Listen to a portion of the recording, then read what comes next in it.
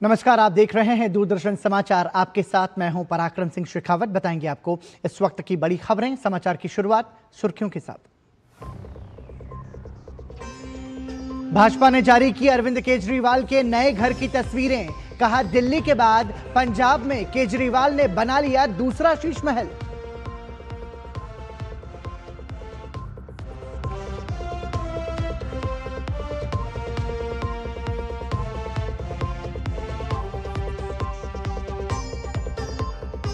प्रवर्तन निदेशालय की पश्चिम बंगाल में बड़ी कार्रवाई। राशन घोटाले से जुड़े मनी लॉन्ड्रिंग मामले में कोलकाता, बर्धमान और हावड़ा में कुल 9 स्थानों पर जारी छापेमारी।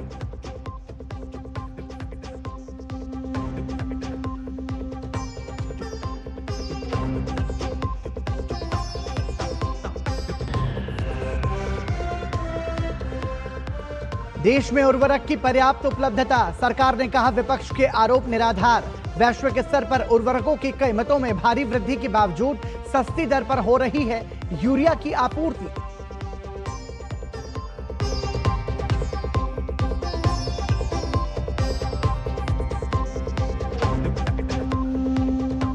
शांति बहाली के लिए चल रही मध्यस्थता को लेकर पाकिस्तान के उच्च स्तरीय अधिकारियों से मिलेंगे ईरान के विदेश मंत्री, लेकिन अमेरिका से नहीं होगी बात। अमेरिका ने कहा, ईरान के पास खुला अवसर।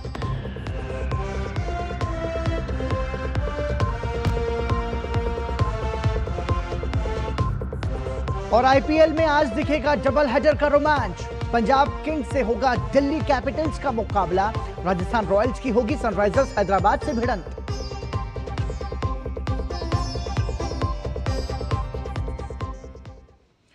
और सुर्खियों के बाद खबरों पर नजर विस्तार से। दिल्ली सरकार में मंत्री प्रवेश वर्मा ने आज आम आदमी पार्टी और उनके नेता अरविंद केजरीवाल पर एक के बाद एक कई सियासी हमले किए। एक प्रेस वार्ता में उन्होंने कुछ तस्वीरें सार्वजनिक की और कहा कि ये शीश महल 2 है, जिसमें कीमती चीजें लगी हुई हैं। प्रवेश वर्मा ने कहा कि केजरीवाल ने एक बार फिर से लोगों को धोखा दिया है। आरोप लगाया कि दिल्ली से केजरीवाल पंजाब भाग गए और वहां जाकर उन्होंने दूसरा शीश महल बना लिया और भगवंत मान के लिए केजरीवाल ने मुश्किलें बढ़ा दी।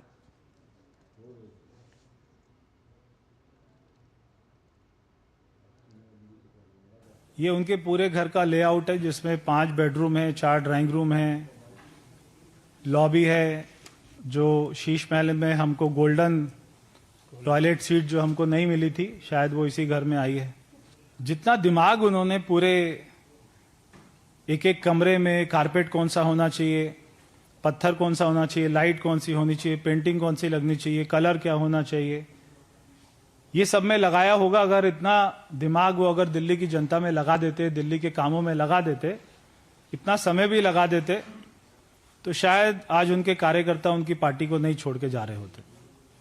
दिल्ली में भारतीय जनता पार्टी की सरकार जो काम कर रही है, इतनी मेहनत कर रही है, शायद उनको इसलिए करना पड़ रहा है क्योंकि 11 साल में उन्होंने कोई भी विकास का कार्य नहीं किया। साथ ही प्रवेश वर्मा ने भाजपा की तरफ से बड़ा सवाल करते हुए आज अरविंद केजरीवाल से पूछा।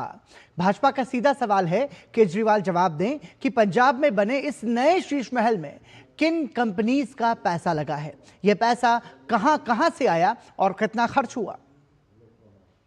विलासी शौक की वजह से आपके आम आदमी पार्टी के ईमानदार कार्यकर्ता आपकी पार्टी को छोड़ रहे हैं। 2 कमरे के फ्लैट का वादा करने वाले को इतने आलीशान शीश महल की बनाने की क्यों जरूरत बार बार पड़ रही है? क्या इस बात का जवाब केजरीवाल जी देंगे?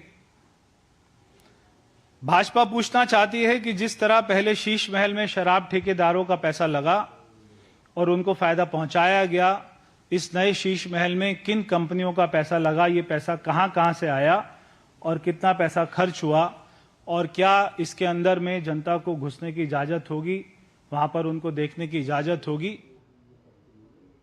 वहीं कल हुई आम आदमी पार्टी में टूट को लेकर भी प्रवेश वर्मा ने सवाल किए, जिस पर उन्होंने कहा, इस टूट के जिम्मेदार सिर्फ और सिर्फ अरविंद केजरीवाल हैं। क्यों आम आदमी पार्टी में एक ही कार्यकर्ता है, एक ही नेता है, एक ही मंत्री था, मुख्यमंत्री था, जो ऐसे घर बना सकता है। दूसरा, कोई व्यक्ति, मैं आम आदमी पार्टी के कार्यकर्ताओं से पूछना चाहता हूं कि आप में से बहुत सारे लोग ईमानदारी से काम कर रहे होंगे, बिना पैसे लिए काम कर रहे होंगे। यही कारण था कि कल उनके ईमानदार नेताओं ने पार्टी छोड़ी। जब उन्होंने बार बार केजरीवाल जी का भ्रष्टाचार देखा तो उनकी पार्टी में दम घुटने लगा और आखिरकार एक दिन जो आना था, उन्होंने इस पार्टी को छोड़ा। और प्रवर्तन निदेशालय के कोलकाता जोनल ऑफिस ने राज्य में बड़ी कार्रवाई की है। ईडी की ओर से कोलकाता, बर्धमान और उत्तर 24 परगना के हाबरा सहित कुल 9 ठिकानों पर छापेमारी की जा रही है। ईडी ने राशन घोटाले में मनी लॉन्ड्रिंग से जुड़े मामलों की जांच के मद्देनजर prevention of money laundering act 2002 PMLA के तहत छापेमारी की है। आरोप है कि इन लोगों ने एक सुनियोजित तरीके से पीडीएस के तहत गरीबों के लिए निर्धारित गेहूं को अवैध रूप से बाजार में बेचा। इसके लिए उन्होंने सप्लायर्स, लाइसेंस प्राप्त डिस्ट्रीब्यूटर्स, डीलर्स और बिचौलियों के साथ मिलकर कम कीमत पर गेहूं हासिल किया और उसे सप्लाई चेन से डाइवर्ट कर अलग अलग स्थानों पर इकट्ठा किया। करतूत छिपाने के लिए आरोपियों ने फूड कॉर्पोरेशन ऑफ इंडिया और राज्य सरकार के चिन्ह वाले मूल बोरियों को हटाकर दोबारा गेहूं भरा। इससे उसकी पहचान छिपा दी जाती थी और बाद में इसे खुले बाजार या निर्यात के जरिए बेचा जाता था। इस पूरे घोटाले के जरिए आरोपियों ने अवैध कमाई अर्जित की। फिलहाल ईडी इस मामले में वित्तीय लेन देन और अन्य सबूतों की गहन जांच कर रही है। इस मामले में पश्चिम बंगाल के पूर्व खाद्य मंत्री ज्योतिप्रिय मलिक और कुछ अन्य लोगों को गिरफ्तार किया गया है।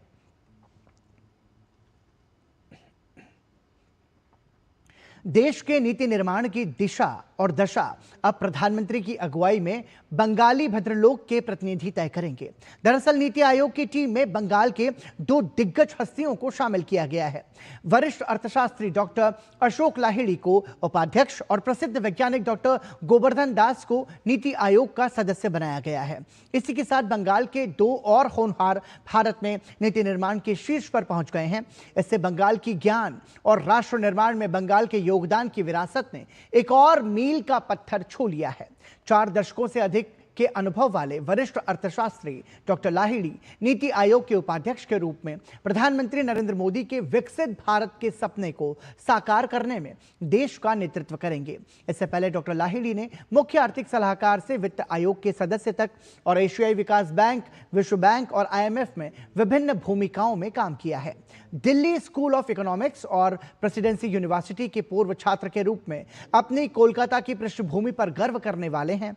वहीं नीति आयोग का सदस्य बनाए गए डॉक्टर गोवर्धन दास जाने माने मॉलिक्यूलर साइंटिस्ट हैं। अब आपने 3 दशक के वैज्ञानिक करियर में उन्होंने प्रतिरक्षा विज्ञान, संक्रामक रोगों और कोशिका जीव विज्ञान में विशेषज्ञता हासिल की है। डॉक्टर दास को तपेदिक के रोग जनन पर शोध के लिए अंतर्राष्ट्रीय स्तर पर पहचान मिली है। अमेरिका की Yale University, Houston Methodist Hospital, दक्षिण अफ्रीका की क्वाजुलू नटाल यूनिवर्सिटी और नेशनल रिसर्च फाउंडेशन जैसी जगहों पर काम करने के बाद उन्होंने अपनी मातृभूमि की सेवा करने के लिए घर लौटने का फैसला किया।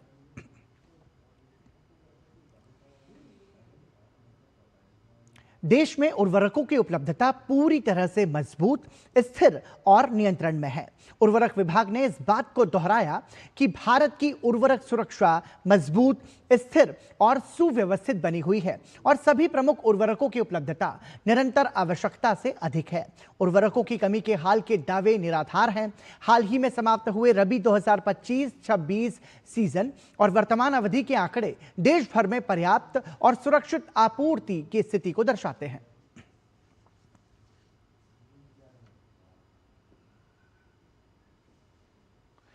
अक्टूबर 2025 से मार्च 2026 तक के आंकड़े बताते हैं कि उर्वरकों की उपलब्धता जरूरत से ज्यादा रही है। आपको भी ग्राफिक्स के जरिए समझाते हैं। यूरिया की उपलब्धता 257.59 LMT थी, जबकि आवश्यकता 196.06 LMT थी। वहीं DAP की उपलब्धता 75.40 LMT थी, जबकि आवश्यकता 53.43 LMT थी। इसी प्रकार MOP की उपलब्धता 19.64 LMT थी, जबकि आवश्यकता 15.69 LMT थी।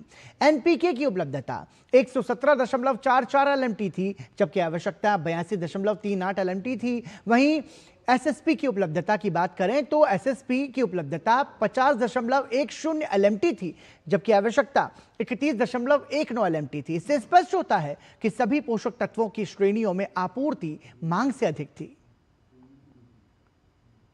वहीं चालू वित्त वर्ष में भी आपूर्ति की मजबूत स्थिति बनी हुई है। 1 अप्रैल 2026 से 23 अप्रैल 2026 की अवधि के लिए उपलब्धता आवश्यकता से भी काफी अधिक है। आपको बता दें कि यूरिया की उपलब्धता 69.33 एलएमटी है, जबकि आवश्यकता 18.17 एलएमटी की है। डीएपी की उपलब्धता 22.78 एलएमटी है, जबकि आवश्यकता 5.90 एलएमटी है। एमओपी की उपलब्धता 8.32 एलएमटी है, जबकि आवश्यकता 1.73 एलएमटी है। वहीं एनपीके की उपलब्धता 52.75 एलएमटी, जबकि आवश्यकता 7.46 एलएमटी है। वहीं एसएसपी की उपलब्धता 25.60 एलएमटी है, जबकि आवश्यकता 3.30 एलएमटी है। यह आगामी खरीफ सीजन के लिए मजबूत शुरुआत स्थिति का स्पष्ट संकेत देता है और तैयारियों को और मजबूत करते हुए खरीफ 2026 के लिए उर्वरकों की आवश्यकता 390.54 एलएमटी आंकी गई है, जिसमें से लगभग 180 एलएमटी पहले से ही प्रारंभिक स्टॉक के रूप में उपलब्ध है। यह सरकार द्वारा बेहतर योजना, अग्रिम स्टॉक भंडारण और कुशल लॉजिस्टिक्स प्रबंधन को दर्शाता है। राज्यों को उर्वरकों की हेराफेरी, जमाखोरी, कालाबाजारी और दहशत फैलाने के खिलाफ सख्त कार्रवाई करने की सलाह दी गई है, ताकि उर्वरकों का किसानों तक समय पर और समान रूप से पहुंचना सुनिश्चित किया जा सके। वहीं सरकार ने वैश्विक मोर्चे पर भी सक्रिय कदम उठाए हैं। विदेशों में स्थित भारतीय दूतावास आयात में विविधता लाने के सरकारी प्रयासों में योगदान देते हुए आपूर्ति के वैकल्पिक स्रोतों की सुविधा प्रदान करने में सक्रिय रूप से लगे हुए हैं।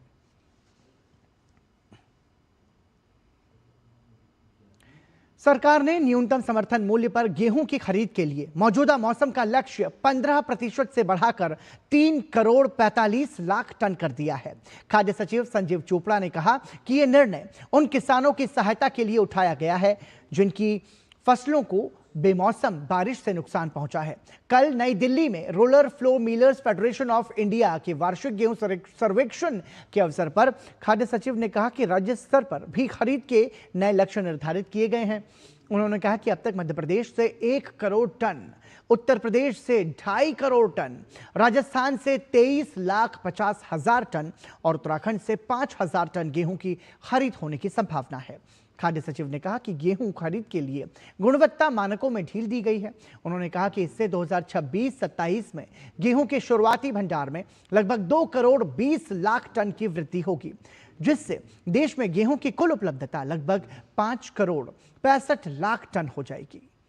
तो ये महत्वपूर्ण है। और आइए बढ़ते हैं अगली खबर की ओर। केंद्र सरकार ने जम्मू कश्मीर में रेल कनेक्टिविटी को मजबूत करने के लिए बड़ा कदम उठाया है। श्रीनगर से चलने वाली वंदे भारत एक्सप्रेस को अब जम्मू तवी तक विस्तारित करने का फैसला हुआ है। 30 अप्रैल से वंदे भारत एक्सप्रेस को जम्मू तवी तक चलाया जाएगा, जिससे यात्रियों को तेज, सुरक्षित और आधुनिक सफर का अनुभव मिलेगा। केंद्रीय मंत्री डॉक्टर जितेंद्र सिंह ने सोशल मीडिया प्लेटफॉर्म एक्स पर यह जानकारी साझा की है। अब तक ये ट्रेन श्रीनगर और श्री माता वैष्णो देवी कटरा के बीच संचालित होती रही थी। इस अत्याधुनिक ट्रेन में आरामदायक सीटें, बेहतर सुरक्षा व्यवस्था और आधुनिक सुविधाएं उपलब्ध होंगी। पहले जहां वंदे भारत एक्सप्रेस 8 कोच के साथ चल रही थी, वहीं अब इसे 20 कोच के साथ संचालित किया जाएगा। वंदे भारत को जम्मू और कश्मीर में बर्फीले मौसम की स्थिति को देखते हुए अत्याधुनिक हीटिंग सिस्टम को एकीकृत किया गया है। इसके शुरू होने से न केवल स्थानीय लोगों को लाभ मिलेगा, बल्कि क्षेत्र में पर्यटन को भी नया प्रोत्साहन मिलेगा। इससे देश विदेश से आने वाले पर्यटकों की संख्या बढ़ने की उम्मीद है।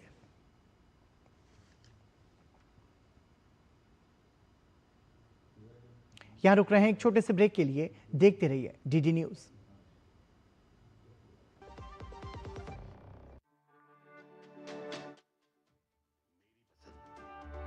मेरी पसंद, मेरी पसंद, मेरी पसंद, हमारी पसंद, हम सबकी पसंद। मजबूत देश का मजबूत सरिया हो गया स्टील। ब्रेक के बाद एक बार फिर आपका स्वागत। और आइए अब नजर डालते हैं चुनावी राज्यों से जुड़ी खबरों पर जनादेश 2026 में।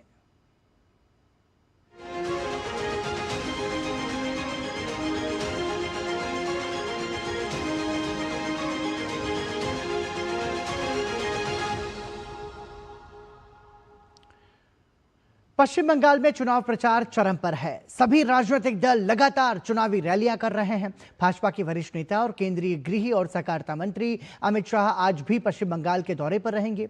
अमित शाह आज कई जनसभाओं को संबोधित करेंगे और रोड शो में हिस्सा लेंगे। निर्धारित कार्यक्रम के अनुसार गृह मंत्री अमित शाह जमालपुर विधानसभा क्षेत्र में पहली जनसभा को संबोधित करेंगे, जबकि दूसरी सभा श्यामपुर हावड़ा में आयोजित होगी। इसके बाद गृह मंत्री अमित शाह हावड़ा में रोड शो भी करेंगे। दिन का अंतिम कार्यक्रम शाम कोलकाता के टॉलीगंज क्षेत्र में रोड शो के रूप में होगा। इस दौरे को राज्य में पार्टी के जनसंपर्क अभियान को मजबूत करने की दिशा में महत्वपूर्ण माना जा रहा है। भाजपा के राष्ट्रीय अध्यक्ष नितिन नवीन भी आज पश्चिम बंगाल के दौरे पर रहेंगे और कई कार्यक्रमों में हिस्सा लेंगे। नितिन नवीन बारानगर, अशोकनगर और श्रीरामपुर में रोड शो करेंगे। इसके साथ ही नितिन नवीन हावड़ा में आयोजित बौद्धिक सम्मेलन में भाग लेंगे। नितिन नवीन का यह दौरा राज्य में पार्टी की गतिविधियों को बढ़ावा देने के उद्देश्य से किया जा रहा है।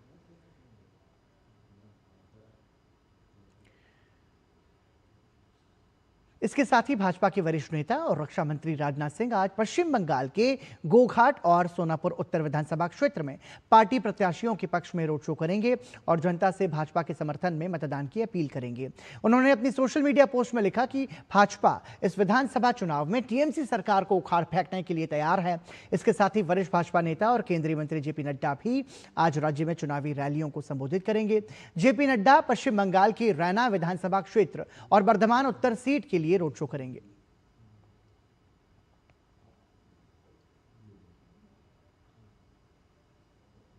एक तरफ भाजपा लगातार धुआंधार प्रचार कर रही है, तो वहीं दूसरी तरफ राज्य में सत्तारूढ़ टीएमसी और कांग्रेस ने भी ताकत झोंक रखी है।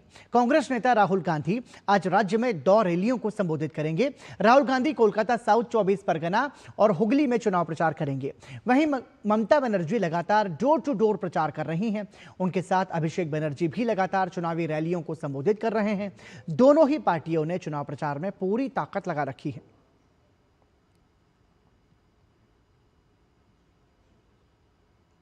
पश्चिम बंगाल विधानसभा चुनाव के दूसरे चरण के मतदान से पहले चुनाव आयोग भी पूरी तरह सतर्क है और लगातार कार्रवाई कर रहा है। चुनाव आयोग ने दक्षिण 24 परगना के डायमंड हार्बर में बड़ी कार्रवाई की है।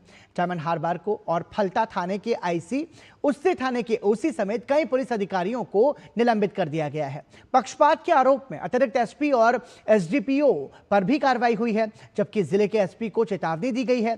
यह क्षेत्र अभिषेक बनर्जी का गढ़ माना जाता है। इस पर आयोग ने साफ किया कि चुनाव में किसी भी तरह की लापरवाही बर्दाश्त नहीं होगी।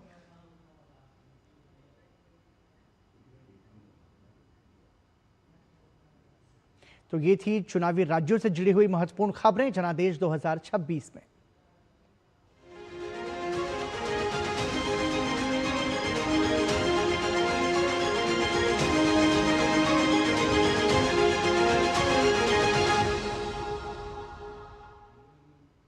और अब खबर देश में चल रही जनगणना से जुड़ी।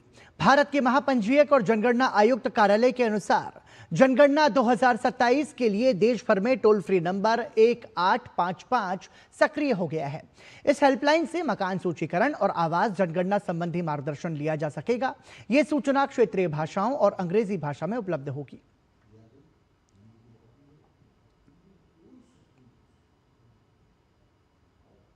और अब बात कर लेते हैं आज के दिन की। आज विश्व मलेरिया दिवस है। देश मलेरिया उन्मूलन की दिशा में तेजी से आगे बढ़ रहा है और सरकार ने वर्ष 2030 तक मलेरिया उन्मूलन का लक्ष्य रखा है। देश में मलेरिया के मामलों में 80% की कमी आई है। जागरूकता और बचाव से ही देश मलेरिया मुक्त हो सकता है। पेश है हमारी खास रिपोर्ट। देश ने मलेरिया के खिलाफ लड़ाई में उल्लेखनीय उपलब्धियां हासिल की हैं। वर्ष 2015 से 2025 के बीच देश में मलेरिया के मामलों में 80.16% और मृत्यु दर में 85.6% की कमी दर्ज की गई है। ये आंकड़े दर्शाते हैं कि भारत विश्व स्वास्थ्य संगठन की ग्लोबल टेक्निकल स्ट्रेटेजी के लक्ष्यों की दिशा में मजबूती से आगे बढ़ रहा है। वर्ल्ड मलेरिया रिपोर्ट 2025 के अनुसार दक्षिण पूर्व एशिया क्षेत्र ने भी मलेरिया नियंत्रण में महत्वपूर्ण प्रगति की है, जिसमें भारत की भूमिका बेहद अहम रही है। भारत में न केवल मामलों में कमी आई है, बल्कि मलेरिया संचरण की स्थिति में भी व्यापक सुधार किया गया है। वर्ष 2024 में भारत ने एक और बड़ी उपलब्धि हासिल करते हुए WHO के high burden to high impact समूह से बाहर निकलकर वैश्विक स्तर पर अपनी सफलता का प्रमाण दिया। देश में मलेरिया की समय पर पहचान और इलाज संभव हो पाया है। उच्च मलेरिया भार वाले जिलों की संख्या में भी भारी गिरावट दर्ज की गई है। वर्ष 2015 में जहां ऐसे 155 जिले थे, वहीं 2025 में इनकी संख्या घटकर केवल 32 रह गई है। देश के 160 जिलों में 2022 से 2025 के बीच एक भी मलेरिया का मामला सामने नहीं आया है। इन जिलों में अब मलेरिया उन्मूलन के सत्यापन की प्रक्रिया शुरू कर दी गई है। सरकार ने तकनीक का भी व्यापक उपयोग किया है। सभी राज्यों और केंद्र शासित प्रदेशों को इंटीग्रेटेड हेल्थ इंफॉर्मेशन प्लेटफॉर्म से जोड़ा गया है, जिससे मलेरिया के मामलों की लगभग रियल टाइम रिपोर्टिंग संभव हो गई है। गांव स्तर पर जोखिम का वर्गीकरण, समय रहते प्रकोप की पहचान और त्वरित प्रतिक्रिया जैसे कदमों ने इस अभियान को और अधिक प्रभावी बनाया है। मलेरिया पूरी तरह से रोकी जा सकने वाली और इलाज योग्य बीमारी है। समय पर जांच और सही दवा लेने से इसे आसानी से नियंत्रित किया जा सकता है। मलेरिया से बचाव के लिए कुछ आसान उपाय: मच्छरदानी का इस्तेमाल करें, आसपास पानी जमा न होने दें, फुल बाजू के कपड़े पहने, बुखार आने पर तुरंत जांच कराएं। स्पष्ट है कि सशक्त निगरानी, आधुनिक तकनीक और जन भागीदारी के बल पर भारत मलेरिया मुक्त भविष्य की ओर तेजी से बढ़ रहा है। यदि यही रफ्तार बरकरार रही तो वर्ष 2030 तक मलेरिया उन्मूलन का लक्ष्य हासिल करना पूरी तरह संभव होगा। Nitendra Singh, DD news, Delhi. विश्व मलेरिया दिवस के अवसर पर प्रसिद्ध रेत कलाकार सुदर्शन पटनायक ने एक विशेष रेत कलाकृति बनाकर लोगों का ध्यान इस गंभीर बीमारी की ओर आकर्षित किया है। समुद्र तट पर बनाई गई इस कलाकृति में मलेरिया से बचाव, जागरूकता और स्वच्छता का संदेश दिया गया है। सुदर्शन पटनायक ने अपनी कला के माध्यम से यह दर्शाने की कोशिश की है कि यदि समय रहते सावधानी बरती जाए तो मलेरिया जैसी जानलेवा बीमारी को रोका जा सकता है। उन्होंने अपनी रचना के जरिए मलेरिया मुक्त विश्व का संदेश दिया और लोगों से अपील की कि वो मच्छरों से बचाव के उपाय अपनाएं, साफ सफाई का ध्यान रखें और आसपास पानी जमा न होने दें। ईरान के विदेश मंत्री अब्बास अरागची पश्चिम एशिया में क्षेत्रीय घटनाक्रमों और अमेरिका ईरान युद्ध विराम पर पाकिस्तान के शीर्ष नेतृत्व के साथ चर्चा करने के लिए इस्लामाबाद पहुंचे हैं। इससे पश्चिम एशिया में युद्ध समाप्त करने के लिए अमेरिका के साथ वार्ता के दूसरे दौर की उम्मीदें फिर से जग उठी हैं। हालांकि ईरान के विदेश मंत्रालय ने अमेरिका के साथ बातचीत से इनकार किया है। उनके साथ एक छोटा प्रतिनिधि मंडल भी है, जिसमें विदेश मंत्रालय के प्रवक्ता इस्माइल बाकाई भी शामिल हैं। बाकाई ने एक्स पर अपने संदेश में लिखा कि ईरान और अमेरिका के बीच कोई बैठक तय नहीं है। बाकाई ने कहा कि पाकिस्तानी अधिकारी दोनों देशों के प्रतिनिधि मंडल के बीच संदेशों का आदान प्रदान करेंगे। इसी बीच अमेरिका के राष्ट्रपति डोनाल्ड ट्रंप ने ईरान के प्रस्ताव के अमेरिका के अनुरूप नहीं होने की उम्मीद जताई। माफ कीजिएगा, अमेरिका के अनुरूप होने की उम्मीद जताई। व्हाइट हाउस की प्रेस सचिव कैरोलीन लिविट ने बताया कि अमेरिकी राष्ट्रपति डोनाल्ड ट्रंप के विशेष दूत स्टीव विटकॉफ और उनके दामाद जेरेड कुशनर पाकिस्तान की मध्यस्थता में ईरान के साथ वार्ता के लिए जल्द इस्लामाबाद के लिए रवाना होंगे।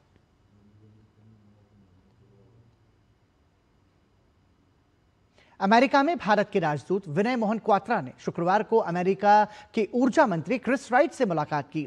इस दौरान दोनों देशों के बीच ऊर्जा साझेदारी पर विस्तार से चर्चा की गई। क्वात्रा ने इंडिया हाउस में राइट और उनकी पत्नी लिज का स्वागत किया। क्वात्रा ने अपने सोशल मीडिया प्लेटफॉर्म एक्स पर पोस्ट के जरिए इस बात की भी जानकारी दी कि इस मुलाकात में भारत अमेरिका ऊर्जा साझेदारी सहित कई अन्य विषयों पर सार्थक बातचीत हुई। उन्होंने बताया कि वॉशिंगटन के साथ व्यापार समझौते की बातचीत के बीच भारत ने पिछले 1 साल में अमेरिका से ऊर्जा आयात में बढ़ोतरी की है।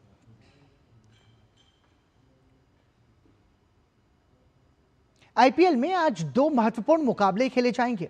पहले मैच में अजय चल रही पंजाब किंग्स का सामना दिल्ली कैपिटल्स से होगा। दिल्ली कैपिटल्स के सामने अपने घरेलू मैदान पर लय पकड़ने का सुनहरा मौका है। दिल्ली की टीम चौथी जीत की तलाश में उतरेगी, तो वहीं पंजाब की टीम अपने जीत के सिलसिले को बरकरार रखने के इरादे से मैदान पर उतरेगी। पंजाब किंग्स 6 मुकाबलों में 11 अंकों के साथ शीर्ष पर काबिज है। उनका एकमात्र अंक तब गया था जब कोलकाता के मैच में बारिश के कारण यह मैच रद्द हो गया था। वहीं दिल्ली 3 जीत और 3 हार के साथ 6 अंकों पर अंक तालिका में 6ठे स्थान पर है।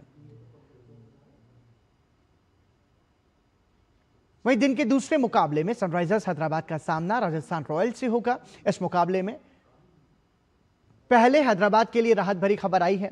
टीम के नियमित कप्तान पैट कमिंस पूरी तरह से फिट हो चुके हैं और इस मुकाबले में खेलते नजर आ सकते हैं। प्लेऑफ की दौड़ में बने रहने के लिए दोनों टीमों को हर मैच में अच्छा प्रदर्शन करना आवश्यक है। राजस्थान रॉयल्स अपने घरेलू मैदान का फायदा उठाना चाहेगी, वहीं सनराइजर्स हैदराबाद भी किसी तरह से जीत दर्ज करने के इरादे से उतरेगी। जहां सनराइजर्स हैदराबाद ने 7 में से 4 मुकाबले जीते हैं, वहीं राजस्थान रॉयल्स ने 7 में से 5 मैच जीतकर अंक तालिका में दूसरा स्थान पर कब्जा जमा रखा है। सनराइजर्स की टीम चौथे स्थान पर है, लेकिन पिछले 3 मुकाबलों से वो लगातार जीत दर्ज कर रही है। इसी के साथ समाचार में अभी के लिए इतना ही। दीजिए अनुमति। नमस्कार।